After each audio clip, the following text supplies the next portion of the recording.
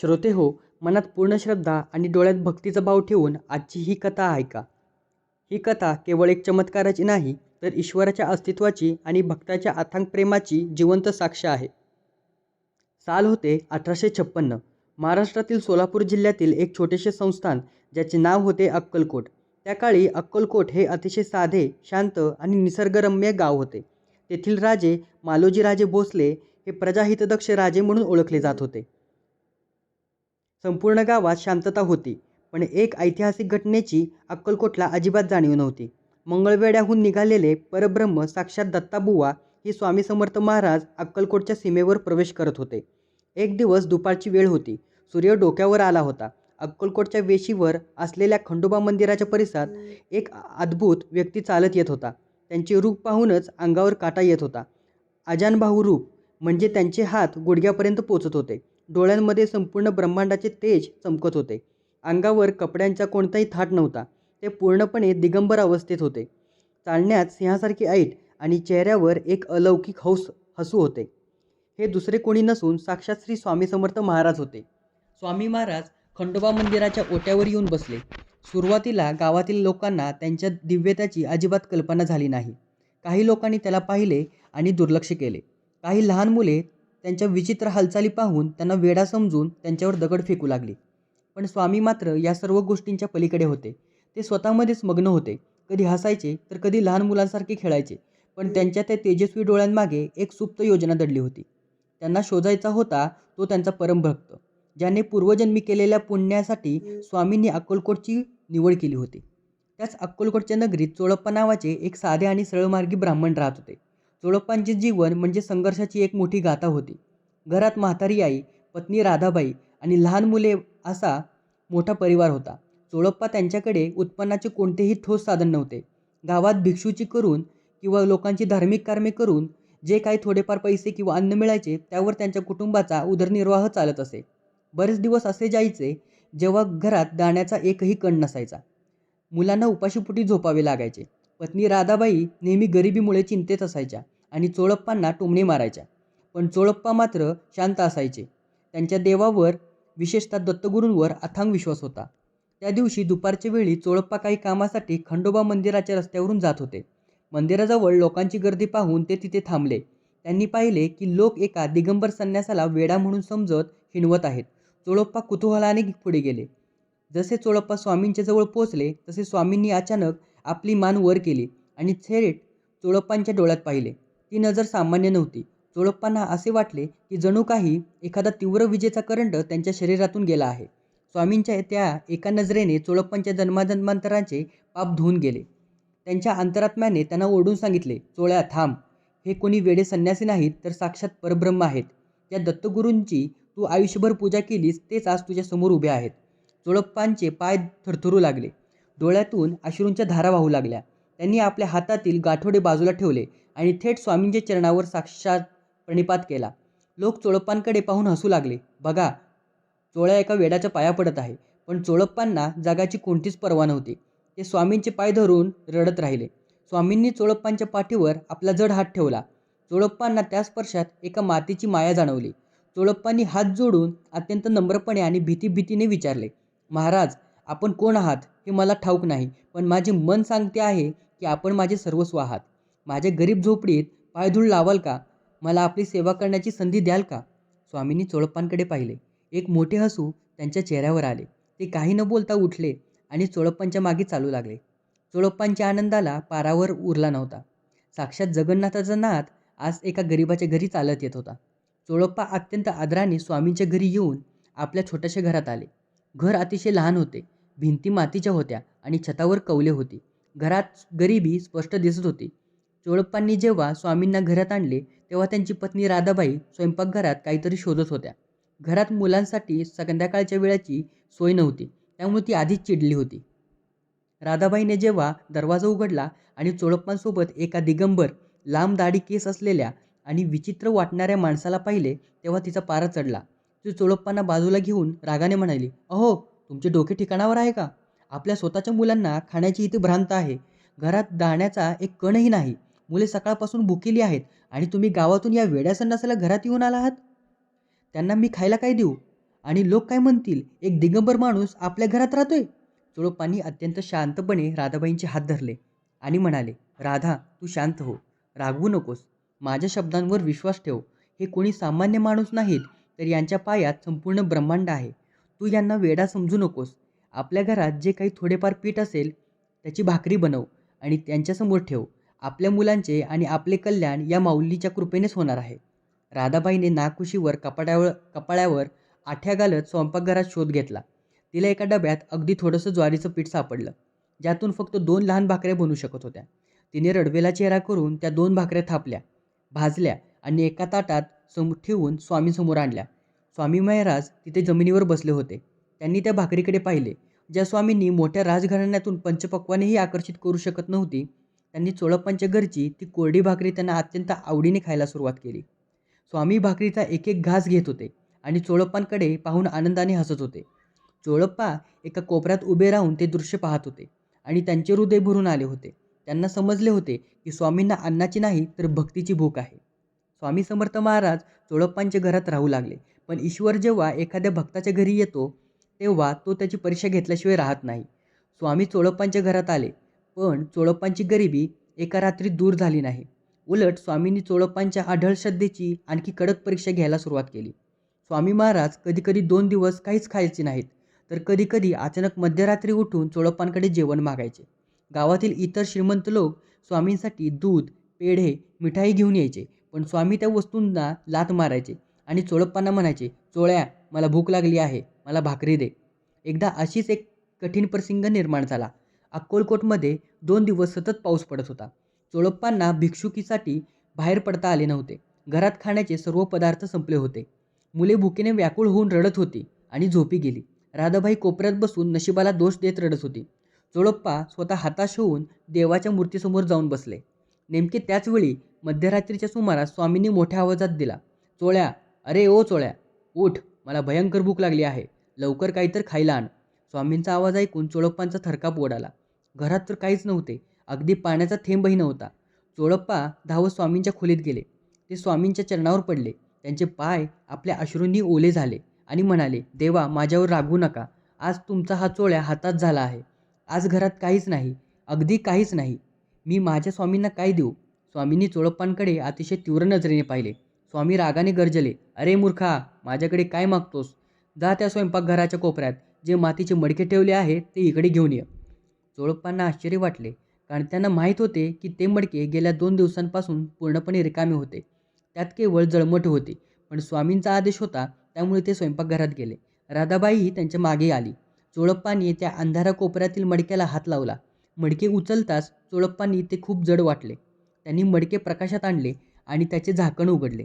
झाकण उघडताच चोळप्पा आणि राधाबाईच्या आश्चर्याला सीमा राहिली नाही. जे मडके पूर्णपणे रिकामे होते ते मडके आता पांढऱ्या शुभ्र सुवासिक तांदळाने आणि गव्हाने काठोकाठ भरले होते. इतकेच नाही तर त्याच्या बाजूला एक लहान गाठोडे होते, ज्यामध्ये सोन्याच्या काही नाणी चमकत होत्या. राधाबाईंनी आपल्या डोळ्यांवर विश्वास ठेवला नाही. तिने स्वतःच्या हाताने ते तांदूळ स्पर्श करून पाहिले. साक्षात अन्नपूर्णा माता त्यांच्या झोपडीत उतरली होती. राधाबाई धावत बाहेर आली आणि तिने स्वामींचे पाय घट्ट धरले. महाराज, मला क्षमा करा, मी तुम्हाला ओळखू शकले नाही. मी पापी आहे. मी तुम्हाला नेहमी वेडा समजत राहिले. मला माफ करा. स्वामी हसले आणि म्हणाले, माझ्या चोळाच्या दाळात कधीही अन्नाची कमतरता पडणार नाही. हा चोळ्या माझा आहे आणि मी याचा आहे. त्या दिवसापासून चोळप्पांच्या घरातील गरिबी कायमची नष्ट झाली आणि त्यांचे घर अक्कलकोटमधील भक्तांचे मुख्य केंद्र झाले. चोळप्पांच्या घरात चमत्कार घडू लागल्यामुळे आणि स्वामींच्या दायित्वाची कीर्ती पसरल्यामुळे गावातील काही कर्मठ आणि मत्सरी लोकांना ते सहन झाले नाही. त्या काळातील समाजात जातीभेद आणि कर्मठपणा खूप जास्त होता. गावातील काही उच्चवर्णीय ब्राह्मणांना असे वाटले की चोळप्पा एका विचित्र दिगंबर आणि जातीचा पत्ता नसलेल्या संन्यासाला घरात ठेवून धर्माचा आणि समाजाचा अपमान करत आहे. त्यांनी चोळप्पांवर दबाव आणण्यास सुरुवात केली. गावातील विद्वानांनी चोळप्पांना बोलवून घेतले आणि धमकी दिली, चोळ्या, तू त्या वेड्या माणसाला तुझ्या घरातून आत्ताच्या आत्ता हाकलून दे. जर तू असे केले नाहीस तर आम्ही तुला आणि तुझ्या कुटुंबाला समाजातून वाळीत टाकून देऊ. कोणीही तुझ्याशी संबंध ठेवणार नाही. त्याला भिक्षुकी मिळणार नाही आणि तुला गावात राहूल दिले जाणार नाही. चोळप्पा घरी आले. ते खूप काळजीत होते. त्यांना समाजाची भीती नव्हती, पण आपल्या स्वामींना सोडण्याची कल्पनाही ते करू शकत नव्हते. ते स्वामींसमोर जाऊन बसले. त्यांच्या डोळ्यात संभ्रम होता. स्वामींनी चोळप्पांचे मन ओळखले. स्वामींनी अचानक मोठ्याने हसून विचारले, काय रे चोळ्या, काय म्हणतात गावातली लोक, मला हाकलून लावणार का? चोळप्पा रडू लागले आणि म्हणाले, महाराज, लोक काहीही म्हणत, माझा जीव गेला तरी चालेल, पण मी तुम्हाला माझ्या घरातून कधीच हकलून देणार नाही. तुम्हीच माझे आई बाबा आणि देव आहात. दुसऱ्याच दिवशी गावातील काही प्रतिष्ठित लोक आणि उर्मट लोक लाठ्या काठ्या घेऊन चोळप्पांच्या घराबाहेर जमा झाले. ते ओरडू लागले, ए चोळ्या, बाहेर ये, त्या वेड्याला बाहेर काढ, नाहीतर आम्ही तुमचे घर पेटवून देऊ. चोळप्पा घराबाहेर आले आणि हात जोडून उभे राहिले. तुम्हाला जे करायचं आहे ते करा, पण माझ्या स्वामींना त्रास देऊ नका. पण ते लोक ऐकण्याच्या मनस्थितीत नव्हते. ते घराच्या आत घुसण्याचा प्रयत्न करू लागले. नेमके त्याच वेळी घराचा दरवाजा जोरात उघडला आणि त्यातून साक्षात काळभैरव रूपातील श्री स्वामी समर्थ महाराज बाहेर आले. स्वामींचे डोळे रागाने लाल झाले होते. त्यांचे अजानबाहू शरीर हवेत विस्तारल्यासारखे वाटत होते.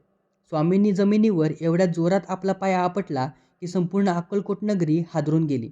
पण जणू काही भूकंप झाला होता. स्वामी मोठ्याने गरजले, कोण आहे रे इथे? कोणामध्ये एवढी हिंमत आहे की जो माझ्या चोळ्याला च्या घराला हात लावेल? हे माझे घर आहे आणि हा चोळा माझा आहे. जर कोणी पुढे आले तर साक्षात एका क्षणात भस्म करून टाकेल. स्वामींचे ते रौद्र आणि भयानक रूप पाहून हातात लाठ्या घेतलेले ते उर्मट लोक थरथर कापू लागले. त्यांच्या हातातील लाठ्या जमिनीवर पडल्या. साक्षात ईश्वर चोळप्पांच्या रक्षणासाठी उभा आहे हे पाहून त्यांची बोलतीच बंद झाली. ते सर्व लोक स्वामींच्या चरणावर पडले आणि क्षमा मागून तिथून पळून गेले. स्वामींनी चोळप्पांच्या पाठीवर हात ठेवला होता आणि ते प्रसिद्ध वाक्य म्हटले, भिवू नकोस, मी तुझ्या पाठीशी आहे. या घटनेनंतर स्वामी समर्थ महाराजांची कीर्ती अक्कलकोटमधले राजे मालोजी राजे भोसले यांच्या कानावर पडली. राजवाड्यातील गुप्तहेरांनी राजांना सांगितले की चोळप्पा नावाच्या एका ब्राह्मणाच्या घरी एक अत्यंत चमत्कारी आणि दिव्य महापुरुष आहेत, ज्यांचा केवळ एका शब्दाने लोकांचे भाग्य बदलते. राजे मालोजी राजे हे स्वतः धार्मिक प्रवृत्तीचे होते. त्यांनी ठरवले की आपण स्वतः जाऊन या महापुरुषाचे दर्शन घ्यावे. राजे आपल्या मंत्र्यासह आणि सैनिकांसह चोळप्पांच्या साध्या झोपडीबाहेर गेले. राजांचा थाट मोठा होता, पण स्वामींसमोर सर्व काही शून्य होते. राजे मालोजी राजे घराच्या आत आले. त्यांनी पाहिले की स्वामी एका साध्या चटईवर बसले आहेत आणि चोळप्पा त्यांची सेवा करत आहे. राजाने स्वामींना साष्टांग नमस्कार केला आणि आपल्यासोबत आणलेले हिरे, मोती, सोन्याची नाणी आणि महागडी कपडे स्वामींच्या चरणावर अर्पण केले. राजाने विचारले, महाराज, मी अक्कलकोटचा राजा आहे. माझी इच्छा आहे की आपण या गरीब झोपडीतून निघून माझ्या राजवाड्यात राहावं. तिथे आपली योग्य सेवा होईल. स्वामींनी राजाकडे पाहिले आणि राजवाड्यातून आणलेल्या त्या सोन्या चांदीच्या ताटाकडे एक तुच्छ नजर टाकली. स्वामींनी एका पायाने ते सोन्याचे ताट लाथ मारून दूर फेकून दिले. सर्व हिरे मोती मातीत सांडले. राजे आणि त्यांचे मंत्री थक्क झाले. स्वामी हसले आणि राजाला म्हणाले, अरे राजा, तू कसला राजा? खरा राजा तर इथे बसला आहे. मला तुझ्या राजवाड्याची आणि सोन्याची अजिबात गरज नाही. मला माझ्या चोळ्याची आणि ही मातीची झोपडी तुझ्या राजवाड्यापेक्षा करोडोपटीने प्रिय आहे. कारण इथे भक्ती आहे, तिथे अहंकार आहे. राजे मालोजी राजेंनी अहंकार क्षणात गळून पडला. त्यांना समजले की हा कोणताही सामान्य साधू नाही, तर साक्षात जगदीश्वर आहेत.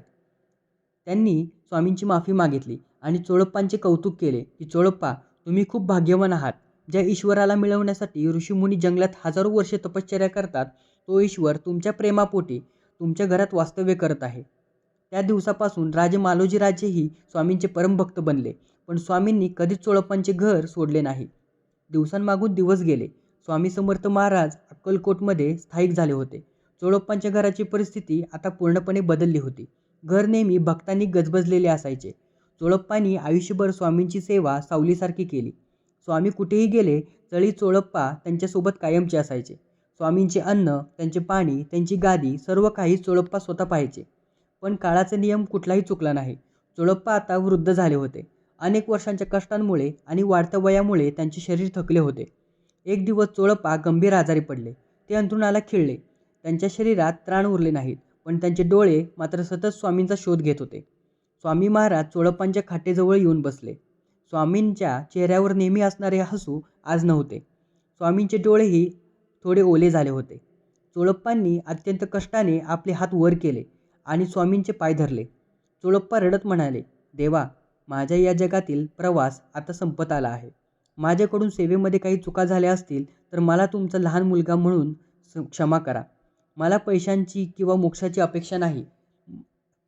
माझी फक्त एकच अंतिम इच्छा आहे की माझा जीव जाताना माझे फक्त तुमचे सुंदर रूप पाहत राहो आणि पुढच्या प्रत्येक जन्मात मला तुमचीच सेवा मिळो. स्वामींनी चोळप्पांचा हात आपल्या हातात घेतला.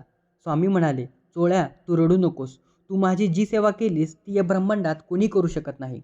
तू केवळ माझा भक्त नाहीस, तर तू माझा प्राण आहेस. जोपर्यंत सूर्य आणि चंद्र राहतील तोपर्यंत अक्कलकोटच्या इतिहासात चोळप्पांचे नाव सुवर्णाक्षरांनी लिहिले जाईल. तुझा जन्म मरणाचा फेरा आता संपला आहे. तू माझ्यामध्येच विलीन होणार आहेस. आणि शेवटी तो क्षण आला. स्वामींच्या चरणावर डोके ठेवून स्वामींच्या नामाचा जयघोष करत चोळप्पांनी आपला अंतिम श्वास घेतला. चोळप्पांचा आत्मा स्वामींच्या दिव्य तेजात लीन झाला. चोळप्पांच्या मृत्यूवर साक्षात स्वामी समर्थ महाराजही काही काळ शांत आणि उदास झाले होते, कारण त्यांनी आपल्या सर्वात लाडक्या भक्ताला गमावले होते. श्रोतेहो, चोळप्पांची ही अथांग भक्ती आपल्याला जीवनाचा एक खूप मोठा धडा शिकवून जाते. आज आपण देवाकडे जातो तेव्हा अनेक मागण्या घेऊन जातो, पैसा, गाडी, बंगला, यश. पण चोळप्पांनी स्वामींकडे कधीही काहीही मागितले नाही. हालाकीची गरिबी असतानाही, मुले भुकेली असतानाही त्यांनी स्वामींवरचा विश्वास कधीही डळमळीत होऊ दिला नाही. ईश्वर कधीही तुमची श्रीमंती, तुमचे शिक्षण किंवा तुमचा सामाजिक दर्जा पाहत नाही. तो पाहतो तो फक्त तुमच्या मनातील निष्पाप भाव आणि अढळ श्रद्धा. जर तुमचे मन चोळप्पांसारखे साफ असेल तर देवालाही तुमच्या घरी यावेच लागेल. स्वामी आजही जिवंत आहेत. ते आजही आपल्या प्रत्येक भक्ताच्या पाठीशी उभे आहेत. गरज आहे ती फक्त चोळप्पांसारखी अथांग भक्ती मनात निर्माण करायची. तुम्हाला चोळप्पांची श्री स्वामी समर्थ महाराजांची ही सत्य आणि भावुक कथा कशी वाटली आम्हाला कमेंट बॉक्समध्ये नक्की कळवा. स्वामींचे आशीर्वाद मिळवण्यासाठी कमेंटमध्ये नक्की लिहा श्री स्वामी समर्थ. जर हा व्हिडिओ तुमच्या मनाला स्पर्श करून गेला असेल तर या व्हिडिओला नक्की लाईक करा, तुमच्या मित्रपरिवाराला शेअर करा आणि आमच्या चॅनलला सबस्क्राईब करून बेल आयकॉन दाबायला विसरू नका, जेणेकरून स्वामींचे असेच दिव्य विचार आणि कथा तुम्हाला रोज ऐकायला मिळावी.